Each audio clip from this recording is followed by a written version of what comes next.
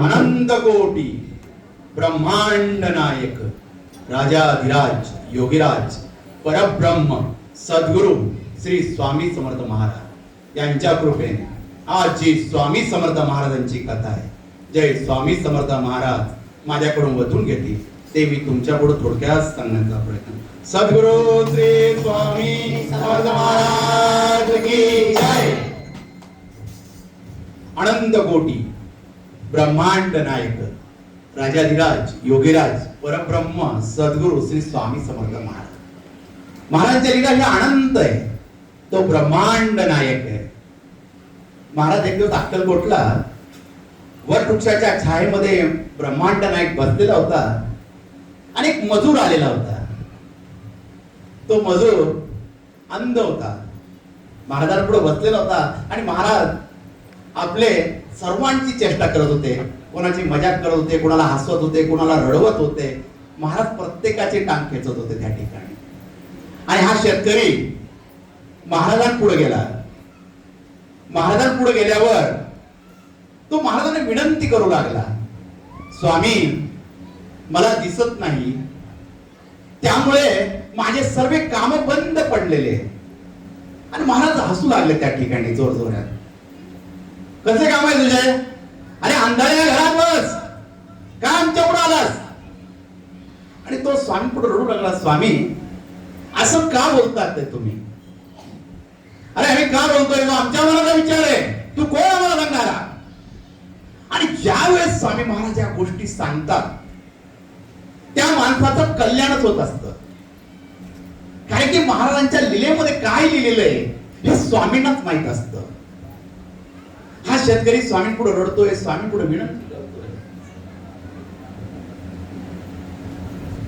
हा विनंती करतोय, महाराज मला दिसत नाही, मी अंध झालेलो.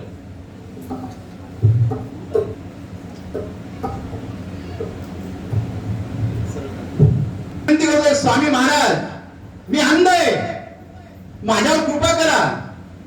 जा निघून, आम्ही कृपा करू शकत नाही तुझ्यावर. आणि महाराज चालते झाले.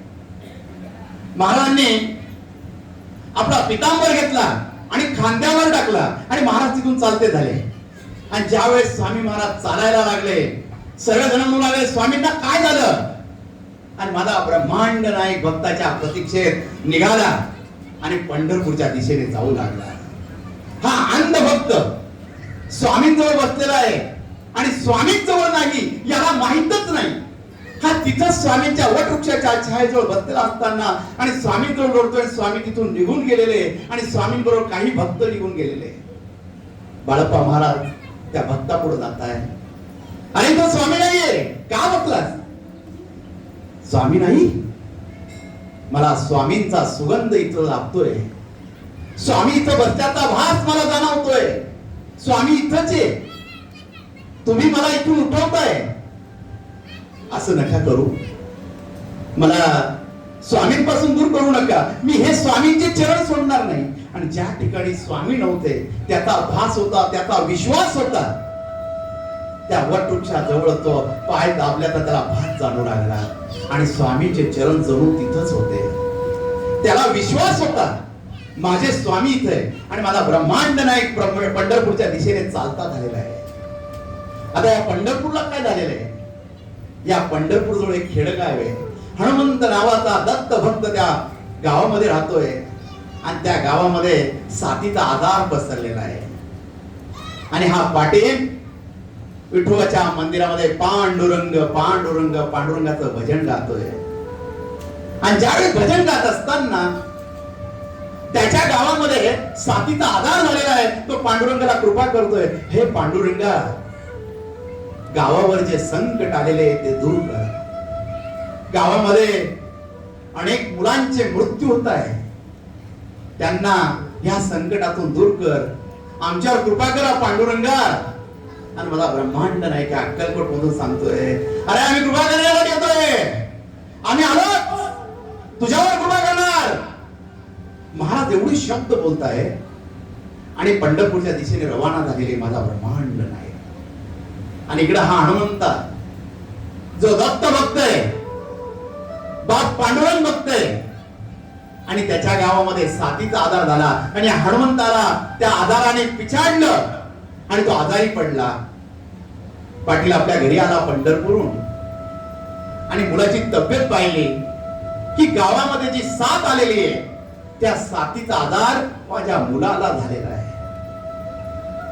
पाटील विचार करू लागला, हा जो रोग आलाय या रोगाने अनेक जण मरताय, माझ्या हनुमंताचं माझ्या बाळाचं मरण जवळ आलेलं आहे, काय करावं पांडुरंगा? आणि मुलाचा विचार करू लागला आणि वैद्याकडे आपल्या मुलाला घेऊन जाऊ लागला.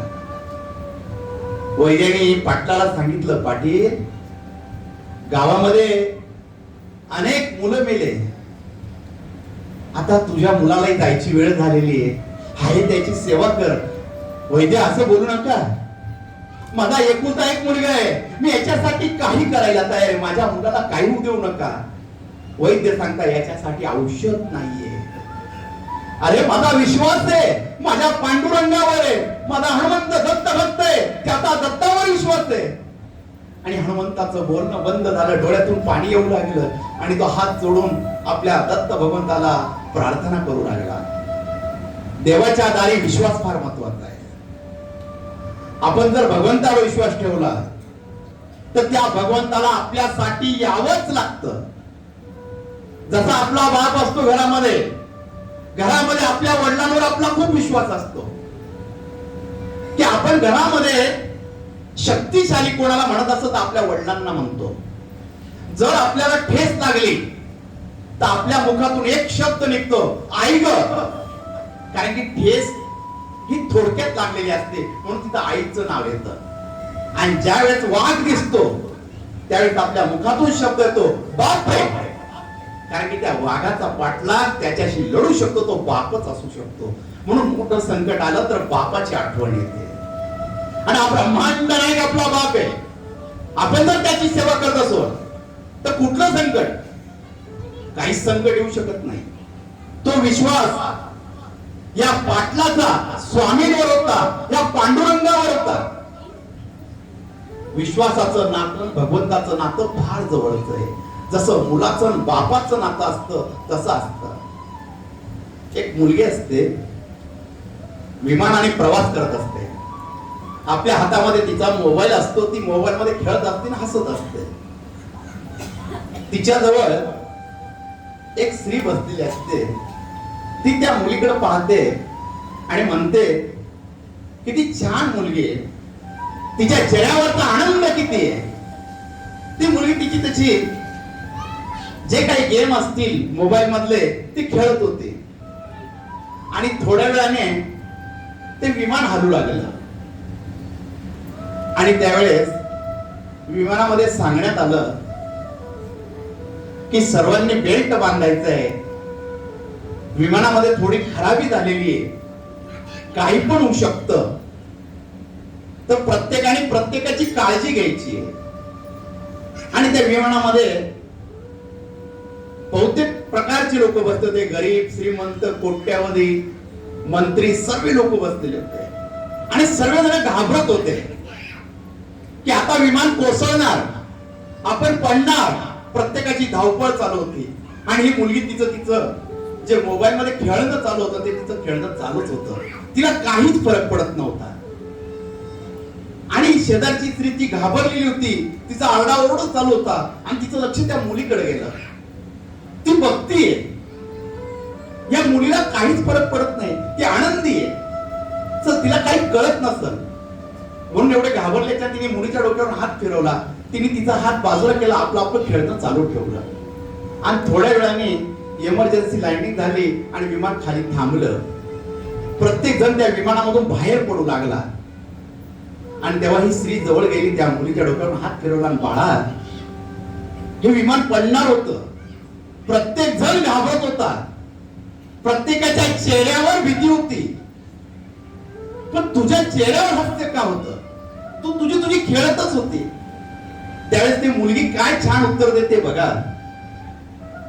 जे विमानाचा पायलट आहे ना ते माझे पप्पा आहे, आणि माझ्यापेक्षा माझ्या पप्पांना काळजी आहे, माझ्या मुलीला सुरक्षित खाली मला उतरवायचंय. माझा काळजी करणारा माझा बाप असेल तर मी का काळजी करू, मी माझा आनंद का कमी करू. म्हणून आपल्या आयुष्यामध्ये आपला बाप बरोबर आहे तर आयुष्यात कशाला काळजी केली पाहिजे. जर आपला काळजी करणारा आपल्या बरोबर आहे तर आपण कसली काळजी करायची. म्हणून तो ब्रह्मांड नाही आपल्या बापासारखा आपल्या पाठीशी उभा आहे. आणि हा पाटील पांडुरंगावर विश्वास ठेवून माझ्या पांडुरंगाला यावं लागेल, माझ्या हनुमंताला वाचवावं लागेल. हनुमंताच्या डोळ्यातून पाणी येते, हात जोडतोय. हनुमंताला असं वाटू लागलं आता मी बापाला सोडून जातोय, माझा बाप एकटा पडणार. आणि बापाला वाटतं एकुलता एक मुलगा मला सोडून जाणार, काय होणार. मुलाला घरी आणलं, आईने पाहिलं अकांत मांडला. अरे हनुमंता काय झालं, अशी परिस्थिती का तुझ्यावर आली. आणि आई आपल्या छातीशी बिलगून त्या हनुमंताशी रडू लागली. हनुमंत रडतोय आणि माझा ब्रह्मांड नायक पंढरपूर मध्ये आलेला आहे.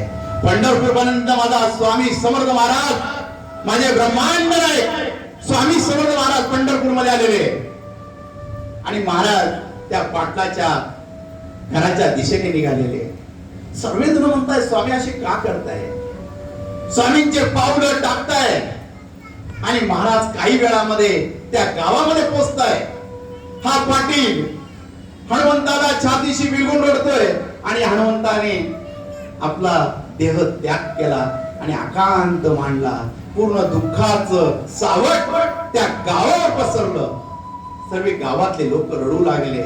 पाटलाच्या घराजवळ गर्दी झाली आणि माझा ब्रह्मांड नायक त्या गावामध्ये येतोय. त्या गर्दीमध्ये एकाने पाटलाच्या कानामध्ये सांगितलंय, अक्कलकोटचे स्वामी समर्थ महाराज आपल्या गावामध्ये आलेले, जर त्यांना विनंती केली तर हनुमंत याला जीवदान भेटू शकतं. काय बोलतात स्वामी, यांचं नाव मी ऐकलेलं आहे पण त्यांना पाहिले तर नाहीये. मग गेलं पाहिजे मला स्वामींकडे. अगं ऐकलं का, आपण दोघं स्वामींना बोलवायला जाऊ, ते स्वामी आपल्या बाळाला चांगलं करतील. हनुमंत पडलेला आहे, आई रडतीये आणि आईला काळजी वाटू लागली, जर मी स्वामींच्या पाया पडल्या, स्वामी आले, माझं बाळ चांगलं होईल. आणि दोघं नवरा बायको रडत रडत स्वामींच्या दिशेने पळत सुटले. माझा ब्रह्मांड नायक येतोय. माझ्या ब्रह्मांड नायकाचे डोळे लाल तेज बंद झालेले. सर्वजण स्वामींपुढे हात जोडू नये. आणि त्या गर्दीतून हा वाट काढत पाटील आणि त्याची पत्नी स्वामींच्या दिशेने येते. माझा ब्रह्मांड नायक रस्त्यामध्ये उभा आहे, कटेवर हात आहे, एक हात उंच केलेला आहे. पाटलाने हात जोडले, स्वामी महाराज माझ्या घराकडे चलावं स्वामी, माझ्या बाळाची तब्येत बिघडलेली आहे, तो आम्हाला सोडून गेला स्वामी. हो म्हणतात, आम्ही असताना हनुमंताला कोण काय करणार, आम्ही हनुमंतासाठी आलो. काय स्वामी, माझ्या बाळाचं नाव तुमच्या मुखात. हो, हनुमंत आमचा भक्त आहे, आम्ही आमच्या भक्तासाठी आलो. महाराज हे शब्द बोलले आणि पाटला बरोबर स्वामी महाराज पाटलाच्या घरी निघाले. हनुमंत पडलेला आहे, आई रडतीये, स्वामींना विनंती करते, माझ्या बाळाला चांगलं करा स्वामी, माझ्या बाळाला चांगलं करा. कारण की कोणती माऊली असो देवापुढे एकच विनंती करते की आपलं बाळ चांगलं राहावं, आपलं बाळ सुरक्षित राहावं. आणि जर बाळ तिला सोडून गेलेलं आहे, हिच्या यातना काय असतील त्यावेळेस. हे स्वामींना विनंती करते, माझा हनुमंत चांगला होऊन जाऊ द्या स्वामी, माझा हनुमंत चांगला होऊ द्या. महाराज तिच्याकडे पाहता आणि म्हणताय, माये काळजी करू नकोस, आम्ही आलो आहोत ना, कधी काळजी करते. महाराज जवळ आले आणि महाराजांनी लिंबाचा पाला मागितला. पाटलाला त्याचा रस काढायला लावला आणि हनुमंताच्या मुखामध्ये टाकायला लावला. हनुमंताच्या मुखामध्ये लिंबाच्या पाल्याचा रस टाकला आणि आपल्या ब्रह्मांड नायकाने हनुमंताच्या डोक्यावरून हात फिरवला आणि हळूहळू हनुमंताने डोळे उघडले आणि स्वामींना हात जोडले. सर्वजण हा चमत्कार पाहत होते, प्रत्येकाच्या डोळ्यामध्ये अश्रू होते. ब्रह्मांड नायकाचा चमत्कार झालेला होता, हनुमंताने डोळे उघडलेले होते. आणि स्वामी महाराज म्हणता, हनुमंता कसं वाटतं बाळा. स्वामी आपण आला. हो हनुमंता, आम्ही तुझ्यासाठी आलो. आणि हनुमंताच्या स्मृती सर्व जागृत झालेल्या होत्या. मागच्या जन्मामध्ये श्रीपाद वल्लभांच्या अवतारामध्ये हनुमंत स्वामींची सेवा करत असे. ती सेवा त्याला आठवू लागली आणि तो स्वामींकडे हात जोडून म्हणू लागले, माझे श्रीपाद वल्लभ येऊ लागले, मला भेटू लागले. श्रीपाद वल्लभ दिगंबरा दिगंबरा मुखामधून शब्द येऊ लागले. ब्रह्मांड नायकाने त्याच्या डोक्यावर हात फिरवला आणि हळूच हनुमंताला उठवलं. बाळा, काळजी काय करतोस? आम्ही असल्यावर तुला काय होणार? आमच्या भक्ताला कधीच आम्ही असं म्हणू देणार नाही. त्याच्या पाठीशी आम्ही आहोत. हनुमंत स्वामी पुढे हात जोडतोय. आईला आनंद झालेला आहे. माझा मुलगा काही क्षणामध्ये गेलेला होता, आज माझ्या पुढे उभा आहे. त्या माऊलीच्या डोळ्यामध्ये अश्रू होते, बापाच्या डोळ्यामध्ये अश्रू होते आणि तिघजण स्वामी पुढे हात जोडून उभे होते. माझा ब्रह्मांड नायक तिथून परत पितांबर अंगावर टाकला आणि स्वामी महाराज तिथून चालते झाले आणि अक्कलकोटला आले. आणि हा अंधारा भक्त ज्यावेळेस स्वामी महाराज पंढरपूर मधून अक्कलकोट मध्ये आले, हा वटवृक्षाच्या छायेमध्ये माझे स्वामी इथंच उभे. जी कल्पना मनामध्ये होती, जो भास मनामध्ये होता की स्वामी महाराज इथंच बसलेले, तो स्वामींचे चरण दाबतोय, जो भास मनामध्ये निर्माण होतोय तो त्याचा तसाच होत होता. आणि स्वामी महाराज समोर येऊन उभे राहिले आणि बोलू लागले, अरे घरी गेला नाही तर तू? स्वामी, तुमचे चरण सोडून कुठे जाऊ? एक काम कर. आणि त्यावेळेस स्वामी महाराजांनी आपल्या हातामध्ये झेंडूचं फूल होतं, त्याच्या हातामध्ये दिलं आणि त्यांनी आपल्या डोळ्यांना स्पर्श केला आणि त्याला दिसू लागलं. आणि त्याने दिसल्या बरोबर स्वामींना, स्वामींची मूर्ती बघितली. अजानुभव ब्रह्मांड नायक समोर उभा आहे. स्वामींकडे बघितलं आणि स्वामींनी त्याला आशीर्वाद दिला, देऊ नकोस, मी तुझ्या पाठीशी.